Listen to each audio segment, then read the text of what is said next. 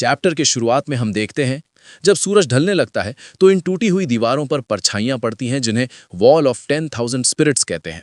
इन दीवारों पर एक पुरानी और रहस्यमयी भाषा में कुछ लिखा हुआ उभरने लगता है जो कि एक भूले हुए लोअर मून किंगडम की भाषा है। ये दीवारें सेक्ट के सबसे पहले लीडर बुक जिन हू ने बनवाई थीं और इसमें उनसे लेकर चौथे जनरेशन के लीडर यानी मूव ऑन के पिता जिन क्वॉन हो तक सबके मार्शल आर्ट्स के राज लिखे हुए हैं। मूव ऑन अपने बचपन को याद करता है जब उसके पिता ने उससे जल्दी मार्शल आर्ट सिखाने के बजाय इस लोअर मून किंगडम की भाषा को सीखने पर मजबूर किया था। बाकी आम लोगों या दुश्मनों को ये सिर्फ एक पुरानी नक्काशी यानी एंशिएंट एनग्रेविंग्स जैसी लगती हैं, पर उसके पिता ने उससे कहा था यह सिर्फ इसलिए है ताकि इस लोअर मून किंगडम की भाषा को पढ़ने वाला सिर्फ और सिर्फ मैं अकेला इंसान बन सकूं। यहां पिता का इशारा था कि उसके बाद मूव ऑन ही इसे पढ़ पाएगा। मूव ऑन एक ऊंची छत पर बैठा हुआ उन दीवारों को देखता है और अपने मन में कहता है, इस वजह से लोगों को लग सकता है कि मैं यहाँ ऊपर बैठकर अपना वक्त बर्बाद कर रहा हूँ। मुझे उम्मीद है कि ये गार्ड्स आगे भी यही सोचते रहेंगे। नहीं, मुझे उन्हें यही यकीन दिलाते रहना होगा। वो जानता है कि उसे इस ultimate martial art way of the 10,000 spirits को पूरी तरह सीखने में अभी लंबा वक्त लगेगा। वो खुद से वादा करता है कि जब तक सेंट्रल हेवनली अलायंस उस पर नजर रखे हुए हैं वो किसी का ध्यान अपनी तरफ नहीं खींचेगा और शांति से अपना मौका आने का इंतजार करेगा। तभी अचानक मूव ऑन का ध्यान दूर पहाड़ों से धूल उड़ाते हुए एक आती हुई बैलगाड़ी यानी कार्ट पर जाता है। वो जल्दी से नीचे जाता है और आवाज लगाता है, मिस्टर हुआंग। एक बूढ़ा आदमी अपना हैट निकालता है और प्यार से यंग मास्टर कहता है। इस आदमी का नाम हुआंग चेल है जो कभी नॉर्दर्न हेवनली सेक्ट का सबसे कमजोर वॉरियर हुआ करता था। उसके पास मार्शल आर्ट्स का कोई टैलेंट नहीं था और सभी सेक्ट्स ने उसे रिजेक्ट कर दिया था, पर मूव ऑन के पिता ने उसे अपनाया और बेसिक सेल्फ डिफेंस सिखाया।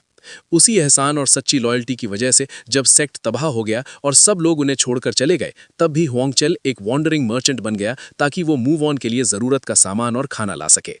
हुआंग अरजते हुए पूछता है, हो क्या आप ठीक से रह रहे हैं यंग मास्टर?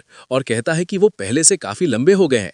अचानक हुआंग की नजर मूव ऑन की चोट लगी हुई और बंधी हुई उंगली पर पड़ती है और वो गुस्से में पूछता है, यंग मास्टर, क्या उन नए गार्ड्स ने तुम्हें फिर चोट पहुंचाई? मूव ऑन बात घुमाते हुए और हंसते हुए कहता है कि गार्ड्स ने कुछ नहीं किया, ये तो बस ब्लैक स्मिथिंग करते वक्त गलती से लग गई थी। हुआंग थोड़ा सकी लगता है पर बात को आगे नहीं बढ़ाता। गाड़ी का सामान उतरते वक्त मूव ऑन हुआंग से कहता है कि उसे अब अपने लिए जीना शुरू कर देना चाहिए, पर हुआंग जज्बाती होकर कहता है, साह, पर मेरा दिल ऐसी इजाजत नहीं देता। नॉर्दर्न हेवनली सेक्ट के बिना मैं मुरिम की इस दुनिया में कब का सड़ चुका होता। खाने और कपड़ों के अलावा गाड़ी में एक बड़ा सा पत्थर रखा होता है। हुआंग बताता है कि ये उन नाम जगह से लाया हुआ एक सेक्रेट पत्थर है जिसे वहां के लोग पूजते थे, पर दुखद बात यह है कि उस पूरी ट्राइब को किसी ने बुरी तरह मार दिया यानी मैसेकर कर दिया, इसलिए अब इस पत्थर का कोई मालिक नहीं बचा। ये सुनकर मूव ऑन परेशान हो जाता है। हुआंग बताता है कि उस ट्राइब पर ब्रोकन फिस्ट्स ट्रूप ने हमला किया था। बैकग्राउंड में हमें बताया जाता है कि नॉर्दर्न हेवनली सेक्ट को धोखा देने वाले 4 महान warriors the great 4 of the northern heavens ने अपने अपने अलग सेक्ट्स बना लिए हैं, जिनमें से एक सबसे निर्दयी डीमन फिस्ट जो चियोन वू ने ही इस खूंखार ब्रोकन फिस्ट्स ट्रूप को बनाया है। यह सुनकर मूव ऑन के चेहरे पर दुख और थोड़ा गुस्सा झलकता है। मौसम बदलने लगता है और बर्फ गिरनी शुरू हो जाती है। हुआंग माहौल ठीक करने के लिए कहता है कि वो मूव ऑन के ब्लैक स्मिथिंग के शौक के लिए कुछ अच्छा आयरन लाया है। दोनों बर्फ से बचने के लिए अंदर चले जाते हैं। वहीं बाहर खड़े सेंट्रल हेवनली अलायंस के गार्ड्स इन दोनों को देखकर मजाक उड़ाते हैं। एक गार्ड कहता है, ये हुआंग चेल वाकई कोई खास इंसान नहीं है, उसकी लॉयल्टी कमाल की है, पर दुख की बात यह है कि इस नॉर्दर्न हेवनली सेक्ट के आखिरी वारिस जिन मूव ऑन की ऐसी दयनीय हालत है। तभी अचानक आसमान से एक बाज यानी मैसेंजर हॉक आता है। खत पढ़ते ही गार्ड कैप्टन गुस्से से पागल हो जाता है क्योंकि उन्हें ऑर्डर मिलता है कि अलायंस के कुछ बहुत खास मेहमान जल्द ही आने वाले हैं और उन्हें कल सुबह से ही टूटी हुई शाही बिल्डिंग्स को ठीक करना शुरू करना होगा। अंदर मूव ऑन और हुआंग चाय पी रहे होते हैं और बहुत रिलैक्स लगते हैं। मूव ऑन पूछता है कि बाहर मुरिम की दुनिया में क्या चल रहा है। हुआंग एक बहुत बड़ी खबर बताता है। दाम सूचियोन नाम का एक नया 18 साल का मार्शल आर्टिस्ट मुरिम में तहलका मचा रहा है। वो 9 आसमानों में से एक महान मास्टर दाम जक्षिम का बेटा है। उस लड़के ने मुरिम के 100 मार्शल आर्टिस्ट्स को लगातार हराने का ओपन चैलेंज दिया है जिसे 100 मैन चैलेंज कहा जा रहा है।